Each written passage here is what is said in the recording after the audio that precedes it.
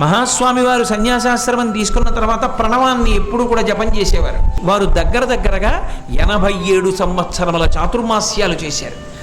ఆయన ఎప్పుడూ అగ్ని ముట్టుకోలేదు, ఆయన యజ్ఞయాగాది క్రతువులు చేయలేదు, ఆయనకి ఇతరమైనటువంటి విషయములతో సంబంధం లేదు, ఎప్పుడూ బ్రహ్మమునందు రమిస్తూ ఉండడమే.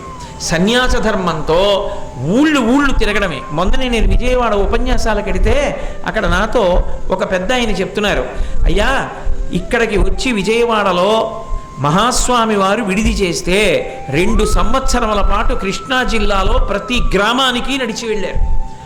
ఏమిటి పనంటే ఆ గ్రామానికి వెళ్ళడం, పీఠం పెట్టడం, పీఠార్చన చేయడం, అనుగ్రహ భాషణం చేయడం, ఆ ఊరు వృద్ధిలోకి రావలసినటువంటి మంచి విషయాలు నేర్పడం, ఆ రోజు సాయంకాలం పూజ అయిపోయిన తర్వాత మరునాడు ఉదయం అనుష్ఠానం అయిపోగానే పీఠం పట్టుకుని మళ్ళీ నడిచి పక్క ఊరు వెళ్ళిపోవడం. అలా కృష్ణా జిల్లాలో ఒక్క గ్రామాన్ని విడిచిపెట్టకుండా తిరిగారు మహానుభావుడు మహాస్వామి.